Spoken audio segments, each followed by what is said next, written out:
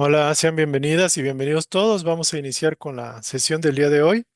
Es la continuación del tema de la importancia personal y también el arte de la impecabilidad que comentábamos anteriormente.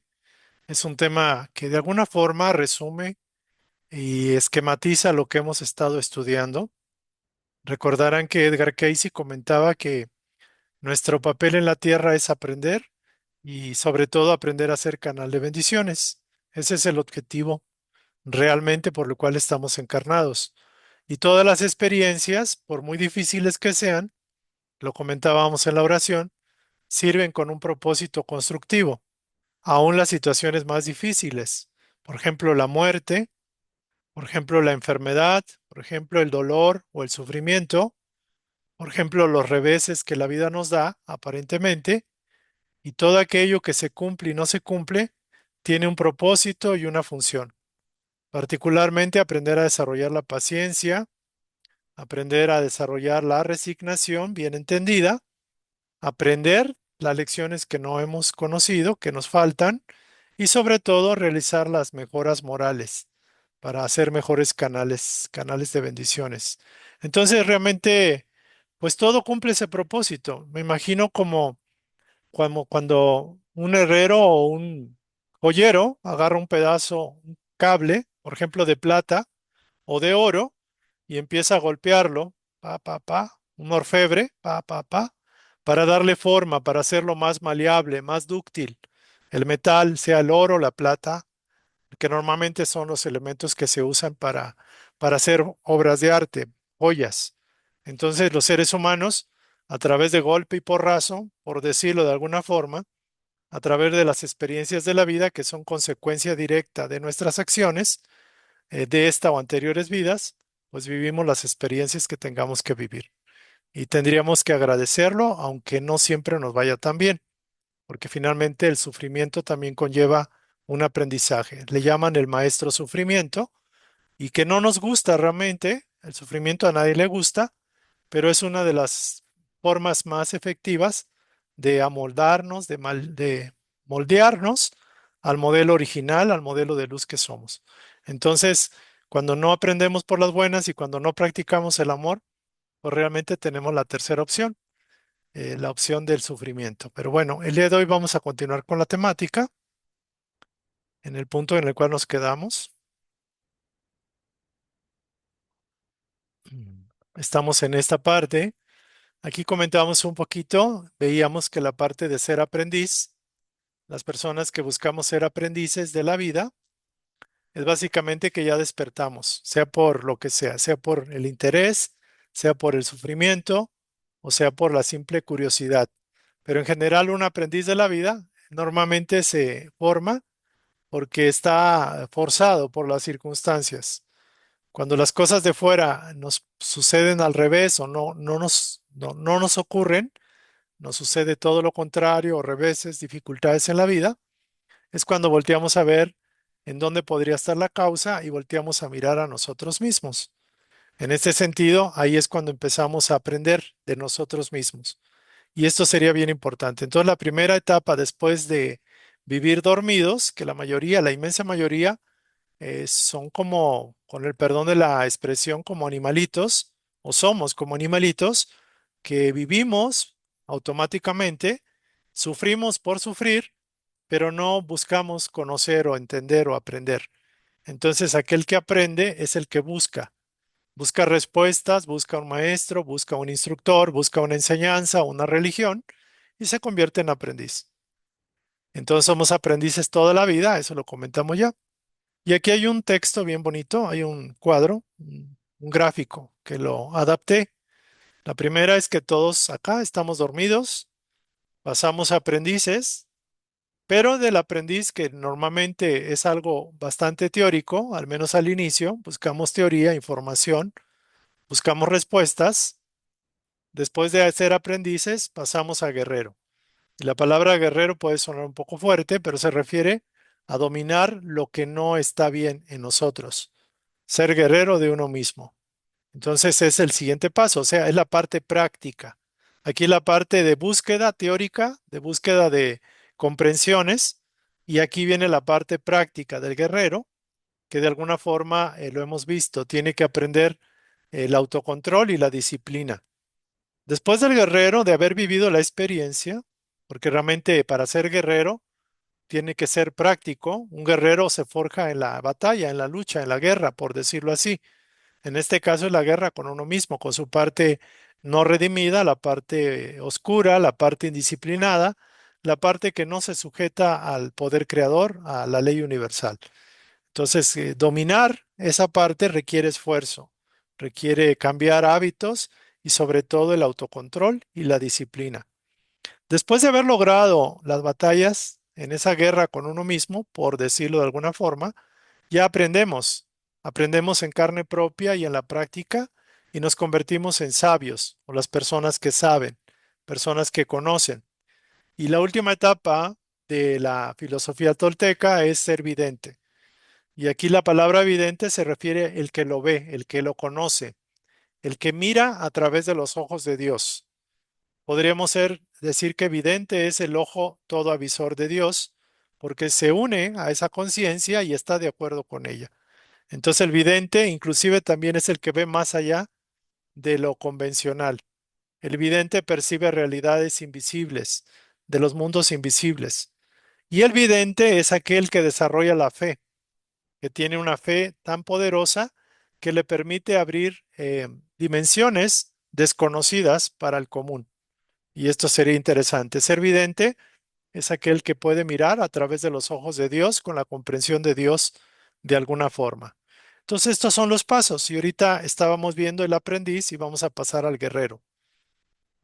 El guerrero, bueno, esto es algo simbólico. Dice, no abandona la batalla. Puede sufrir, puede llorar, puede reír, pero no vuelve atrás. Si cae, se levanta, confiando en que Dios le dará la victoria. O sea, el que confía en Dios es como los metafísicos cuando dicen, confían en Dios y eso es bueno, en el yo soy, pero lo más bueno es desarrollar las facultades en esa batalla, desarrollar las fortalezas, la inteligencia y sobre todo la obediencia al poder superior, confiando que es lo mejor que podemos hacer.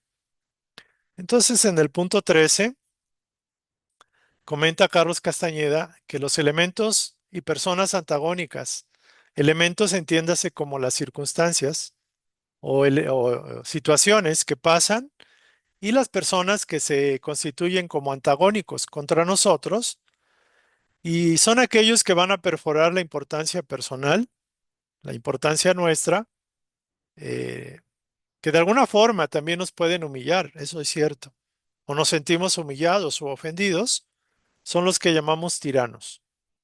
Entonces, no nada más son personas, puede ser mi abuelo que me trataba mal, mi padre que me golpeaba, mi hermano que, etcétera, mis vecinos que me tiraban piedras, lo que sea. Tiranos pueden ser circunstancias hostiles, antagónicas a nosotros mismos, o que lo que nos impide alcanzar una meta o un deseo. Entonces, estos tiranos o estos elementos llamados tiranos, que son elementos, digamos, que se oponen, entre comillas, a nuestra dignidad, entre comillas, o a nuestros objetivos, cumplen una función. Son espejos de ti mismo y van a exhibir a plena luz del día lo peor de ti. Son tú mismo. Están en la misma sintonía y son de alguna forma tu eco de alguna parte oscura o sombra tuya, que en ese momento tú no lo ves, pero en el momento que estás viendo al tirano, puedes empezar a descubrir qué es lo que te está reflejando. Carlos Castañeda consideraba el mayor tirano. Fíjense, curioso que le pusiera a Dios el mayor tirano, ¿no? Consideraba que la vida misma, porque estamos obligados a nacer y a morir, querrámoslo o no. De alguna forma estamos supeditados a una ley superior a nosotros mismos.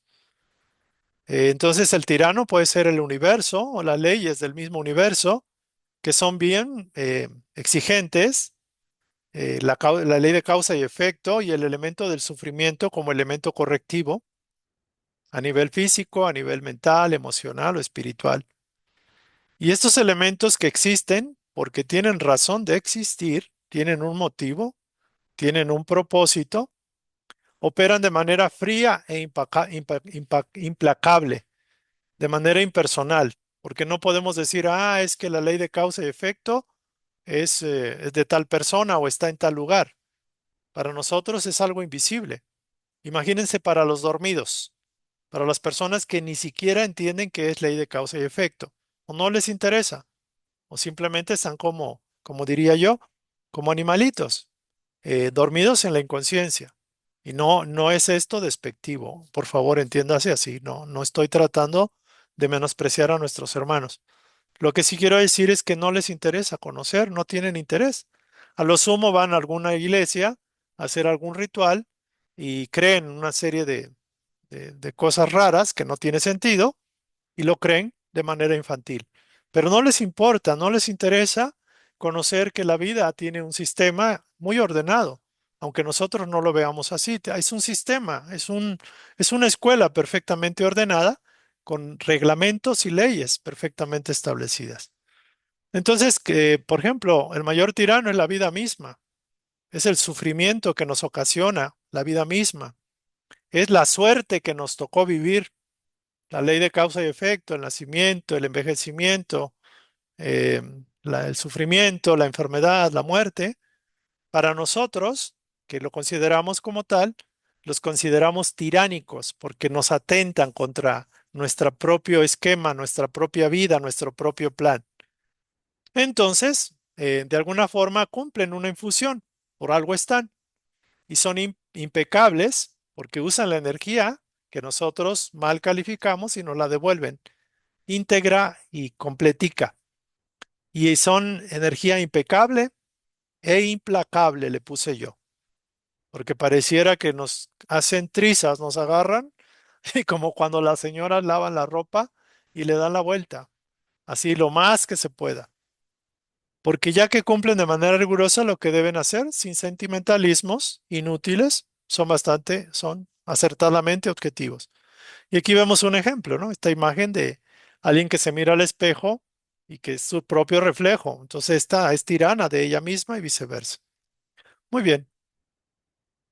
Lo único que puede eliminar la importancia personal es la impecabilidad. Y aquí comentábamos, y esto lo comentábamos la vez pasada, lo estoy reforzando, porque en la grabación nada más se quedó hasta la parte de la vida. Impecabilidad se refiere a la canalización adecuada de la energía. Como somos entes creadores y no podemos escaparnos de crear, así estemos sentados y durmiendo todo el día, tenemos la calificación, la etiqueta de ser entes creadores, co-creadores con el Padre.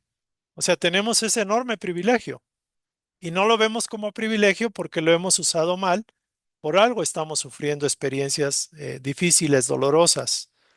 Entonces la impecabilidad es el arte, es la virtud de una persona despierta que aprende a usar, a canalizar adecuadamente la energía en su pureza, manteniéndola su pureza para propósitos y fines constructivos, benéficos, de bien, de bondad, de amor, de dar a los demás. Entonces, la razón por la cual la energía no se nos dio para nosotros, porque Dios nos provee a nosotros. Entonces, Dios nos provee la vitalidad, la respiración, el sustento del cuerpo, y lo que tenemos que hacer es replicar eso a los demás.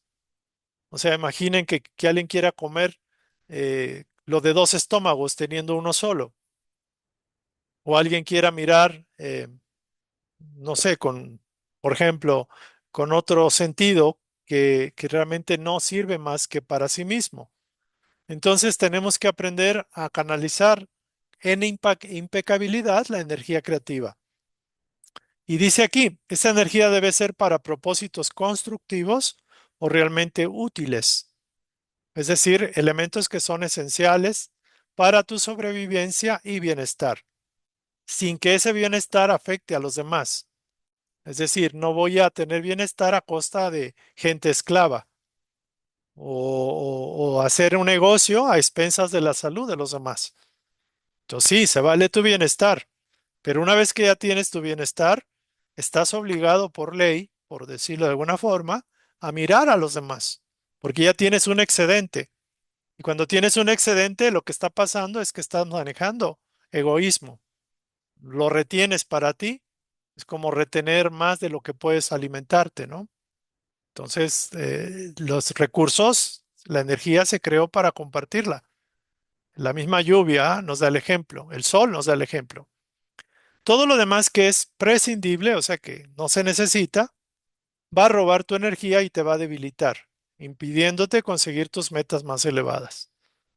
Entonces, de la importancia personal van a derivar algunos ladrones de energía. El principal ladrón de energía de la importancia personal es el miedo, pero también la resistencia, el resentimiento, la queja, la crítica, procrastinar, o sea, dejar para después, para la otra vida, lo que ahorita debería ser.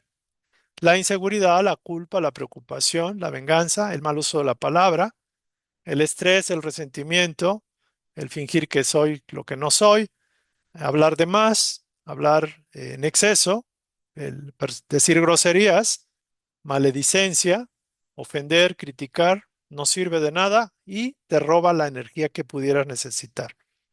Entonces, más o menos por aquí nos quedamos en la parte práctica. Entonces, emplear la energía para algo menor a lo benéfico o útil es emplearlo para fines destructivos, para fines de daño a ti mismo. Fortalecen tu importancia personal y por ende van a engordar tu orgullo, tu egoísmo. Entonces, al engordar tu orgullo, tu egoísmo, o sea, tu personalidad, esa personalidad, como es una inteligencia humana creada, va a usarlo para desarmonía, desequilibrio y para seguir creciendo y engordando.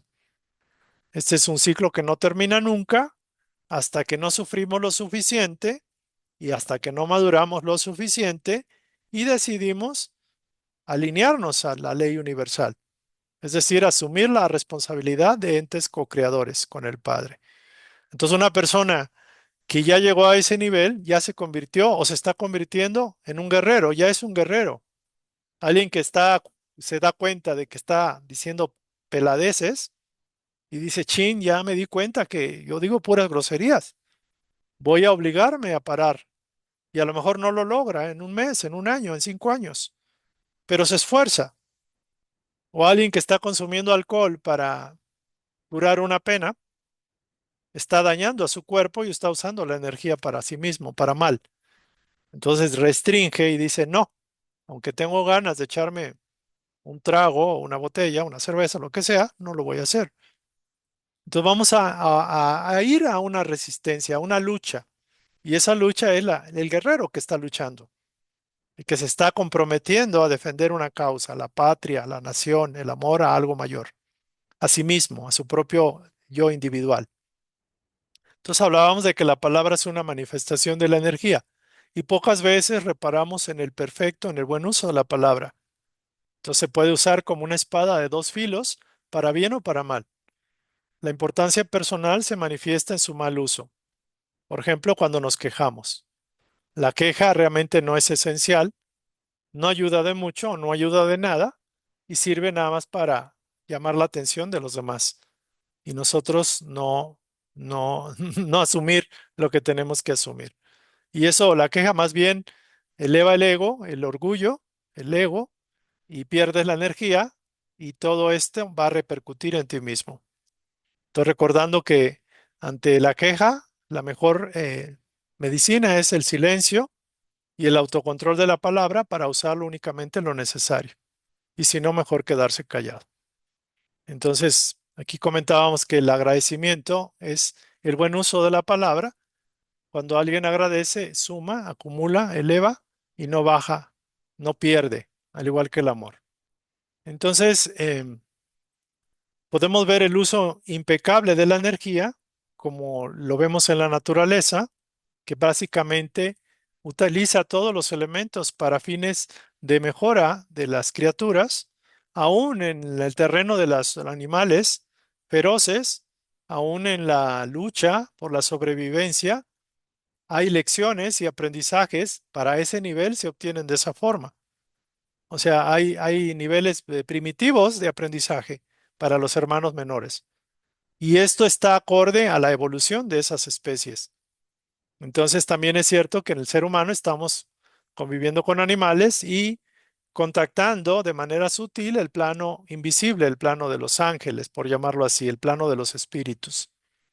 Entonces, resumiendo, y aquí ya nada más es como concretando esta parte, al nacer nos incorporamos a la inconsciencia en el colectivo. Es decir, se nos olvida quiénes somos, se nos olvida nuestra dignidad como hijos de Dios, se nos olvida nuestras vidas pasadas y entramos a formar parte de una familia, encarnamos como bebés y de ahí empezamos a recibir la programación desde la niñez, desde la concepción inclusive, ya lo vimos en charlas pasadas, particularmente como bebés en la niñez con creencias y patrones que proceden del clan familiar y del entorno. Entonces, realmente, por ejemplo, en la cultura mexicana está muy supeditada, muy sobajada en la dignidad de la mujer particularmente, y tiene una cultura de dependencia con el varón, de agachar la cabeza, de esforzarse, sacrificarse, de no ser alguien normalmente, aunque las cosas poco a poco están cambiando. Entonces, tarde o temprano, con el sufrimiento repetitivo, despertamos. Porque es curioso cómo la vida es tan implacable e impecable con la energía. Si nosotros no despertamos, el sufrimiento nos va a despertar.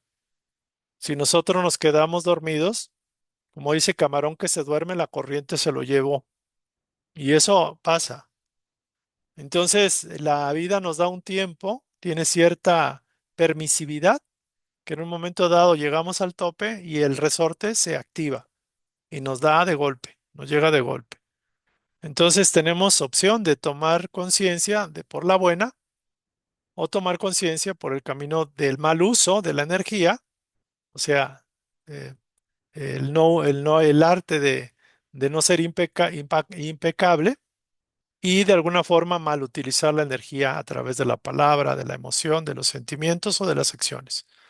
Entonces, cuando ya despertamos de tanto golpe y porrazo, empezamos a buscar respuestas.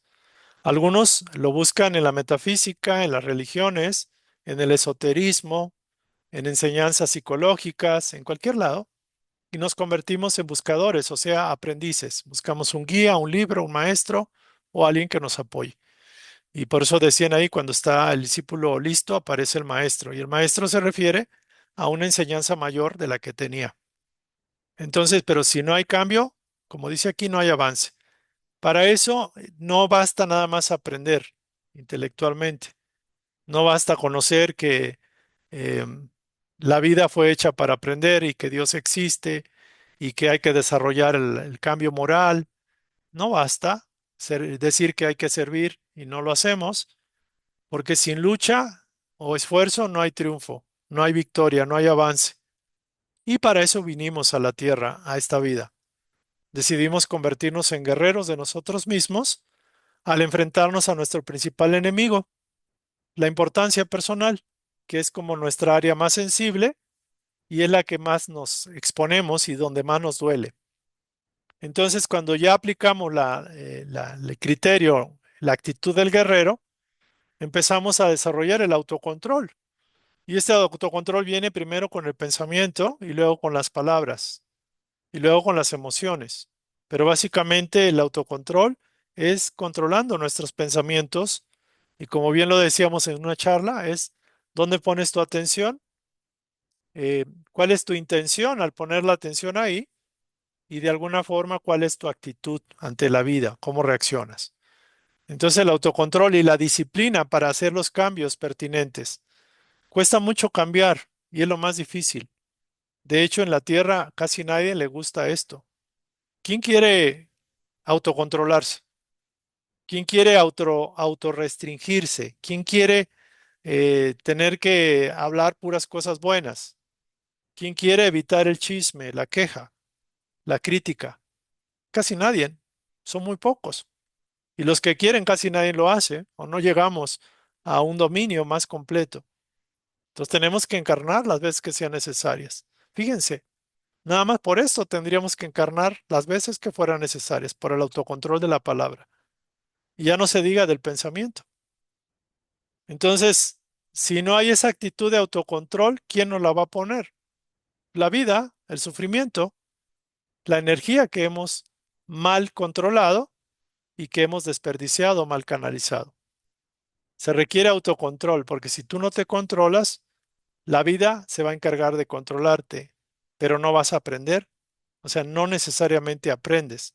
La vida te va a obligar a irte, enrutarte, pero tú puedes, por no haber aprendido, volverte a meter en el mal cauce y vas a tener que sufrir otra vez y otra vez y otra vez y otra vez.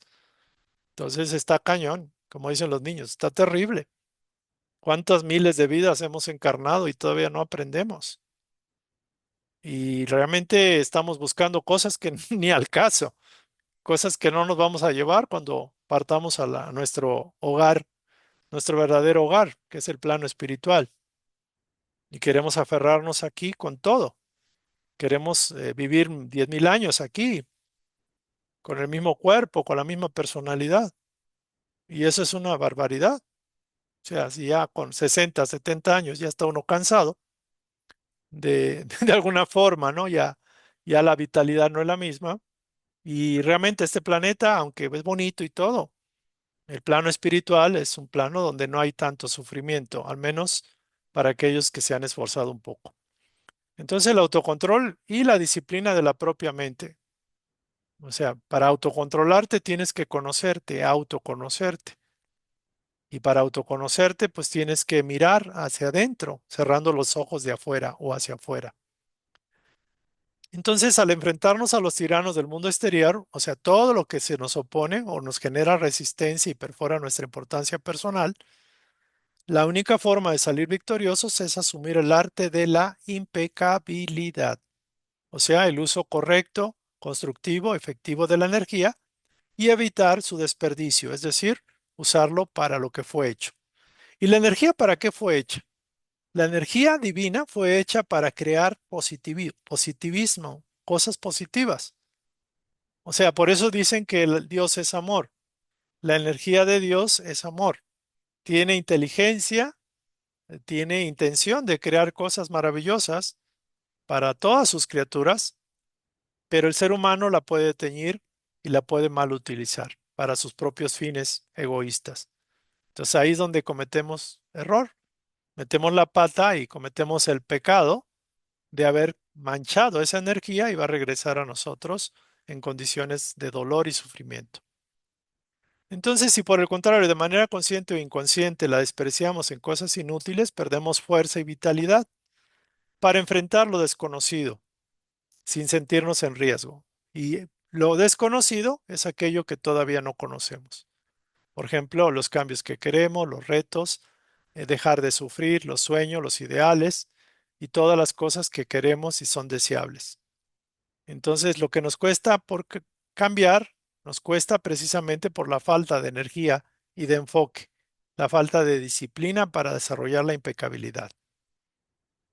Entonces, practicar la impecabilidad nos ayuda a cambiar de manera gradual y convertirnos en la mejor versión de nosotros mismos. Pasamos al siguiente peldaño. Una vez que ya estuvimos en la batalla y que nos fue como en feria, nos caímos y nos levantamos y algo pudimos dominar de nosotros mismos, ya el simple hecho de haber dominado algo imperfecto de nosotros, hacerlo consciente y dominarlo y darle la vuelta, polarizar esa situación, ya nos hace hombres sabios. No crean que el sabio es un barbón ya viejo que está en una cueva. Ser sabio es aquel que tiene conocimiento, que tiene una comprensión lograda por la experiencia personal, la experiencia propia, la experiencia en la carne. ¿Por qué creen que millones y billones de espíritus quieren tener cuerpo, aunque nos dure 70, 80 años? O sea, nos dura nada un cuerpo aquí. La vida de 80 años no es nada. Sin embargo, la importancia que tiene una vida, quizás bien empleada, o al menos ahorita que ya vamos de bajada, algunos, es importante aprovecharlo. Es importante no dormirnos en los laureles y aprender el arte de la impecabilidad, asumiendo el autocontrol y la disciplina y que este instrumento, este cuerpo, este vehículo, esta personalidad, sea un instrumento de un canal de bendiciones para los demás, no de maldiciones, no de tropiezo para los demás. ¿Y saben qué? Ese ejemplo lo puso el Maestro Jesús. ¿Quién es el maestro por excelencia de la impecabilidad? O sea, ¿pueden ustedes definir que el maestro en algún momento no usó la energía constructiva, sabia, amorosa y bondadosamente para el bien? Pues no, el maestro de la impecabilidad es el maestro Jesús, porque controlaba los pensamientos, eran muy elevados, todo era para fines constructivos para los demás, controló las palabras, las emociones, no se diga, y aún dentro del mayor sufrimiento, se dijo, Padre, perdónalos, ¿no? Porque no saben lo que hacen, asumiendo el papel de alguna forma de ser uno con la divinidad y no enjuiciando, no criticando, no blasfemando y no echándole la culpa a aquellos chamacos desajustados que lo estaban o lo estábamos matando. Entonces el maestro es el ejemplo por excelencia de impecabilidad. Ahora aquí es donde, como dicen los niños, donde la puerca tuerce el rabo. Y perdonen la expresión. ¿Por qué? Porque vemos el ejemplo y decimos, wow, está terrible, ¿cómo le voy a hacer? Obviamente no se nos pide de hoy para mañana lograr ser el Cristo que mora en nosotros. Simplemente empecemos a entender esto y a practicarlo en la medida que podamos. A cada quien se le exige en base al nivel en que se encuentra. Entonces, si te encuentras en el nivel más bajo, porque eres súper grosera, grosero, pues empieza a controlar de 5 palabras que dices de grosería o 10 diarias, pues bájale dos en un año o en 5 años, el tiempo que tú definas. O sea, el tiempo tú lo defines. Pero empieza a hacer, empieza a realinear la energía constructivamente.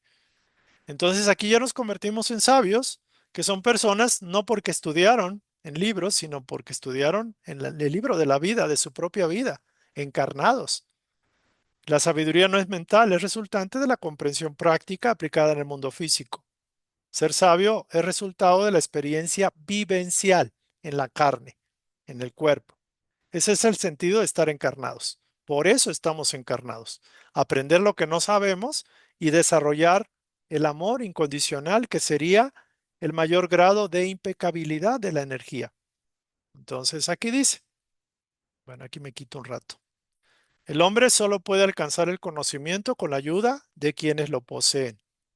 Esto debe ser entendido desde el principio. Uno debe aprender de los que saben. Y no es que estén aprendiendo de mí. Yo simplemente estoy canalizando esta información y al explicarla me ayuda para aprenderla y concientizarla.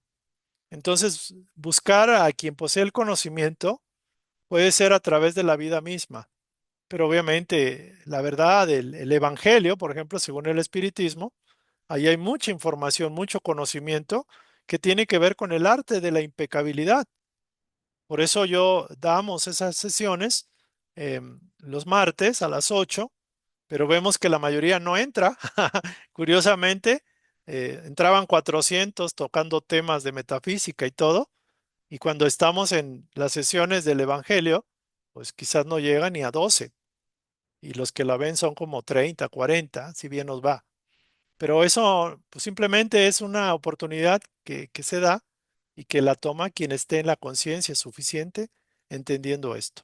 No es cuestión religiosa, no es porque, digamos, sea nuestro ídolo Jesús el Cristo, es mucho más, no es un ídolo humano, es mucho más. Y lo cierto es que es un modelo, es un arquetipo del hombre crístico, del ser perfecto, del hombre que desarrolló y que logró la impecabilidad de pies a cabeza y ser un canal de la impecabilidad en el manejo de la energía de Dios. Nada más y nada menos. A eso estamos llamados. Muy bien. Finalmente, en la última etapa nos convertimos en videntes, o sea, aquellos que realmente abrieron los ojos del alma, del entendimiento y pueden ver todo desde la óptica de la conciencia superior. Allí nos hacemos uno con el mismo mirar de Dios, el mismo sentir, el mismo accionar de Dios de alguna forma, trascendiendo la dualidad, la resistencia, el miedo y siendo uno con esa conciencia del todo. Entonces, esto es. Y aquí está un ejemplo muy claro de cómo el hombre puede crear su realidad Aquí vemos como que está volteando un carro, hay guerra, hay conflicto. El hombre crea su realidad holográfica, que para nosotros es real, y lo que vive en tu interior será tu realidad. Es tu fe la que hace alcanzar tus sueños, pero la fe es una energía creativa, es una cualidad del espíritu. No es un dogma, no es un elemento religioso. La fe es la certeza de conocimiento vivido en la experiencia. A través de la experiencia podemos desarrollar una fe tremenda y solo a través de la experiencia propia la fe crece. Pero la fe es algo intangible que tiene operatividad en el plano tangible, en el plano físico. Entonces, aquí cerramos.